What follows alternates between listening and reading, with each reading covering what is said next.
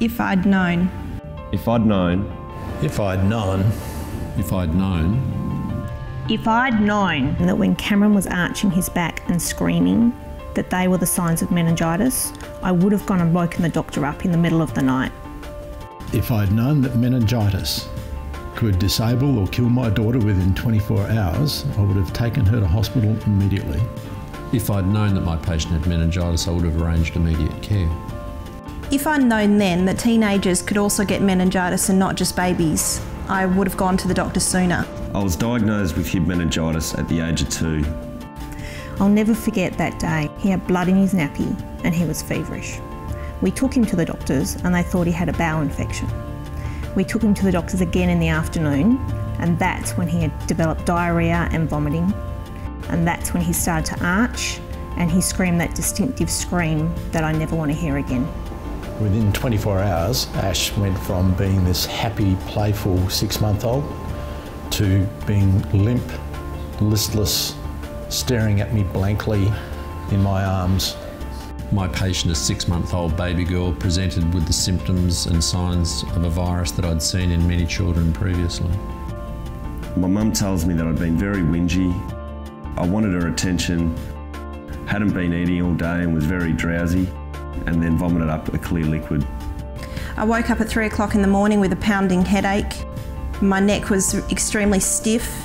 I developed severe diarrhoea, constant vomiting, and eventually an extreme sensitivity to light. I went to the doctor who told me I had the flu, even though I had a rash on my chest. My mum put me to bed, and when I woke up I had a very high temperature. My back arched as stiff as a board, and then my eyes rolled to the back of my head. If I'd known then what the signs and symptoms of meningitis are, I would have questioned what the doctor was telling me, and I would have sought urgent medical treatment. When Mum brought the child in the next morning, I could see immediately that she was unwell. She had funny little flicky eye movements which indicated a serious underlying disorder. And it was clear to me that she had meningitis and we had to act immediately.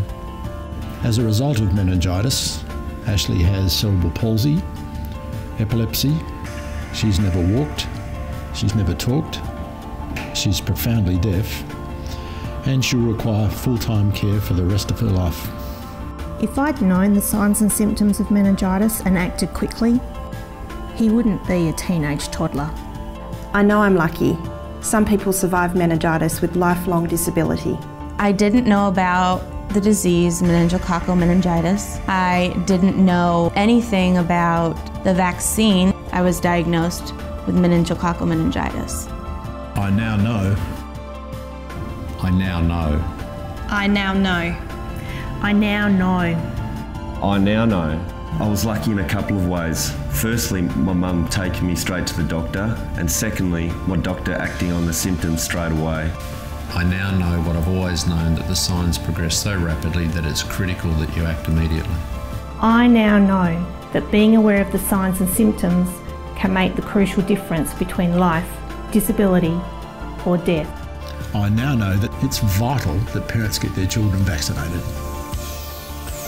Make sure you know what we didn't know then. Know the signs and symptoms of meningitis. Know to act quickly. And know the important role of vaccines. Together, we can stop meningitis worldwide.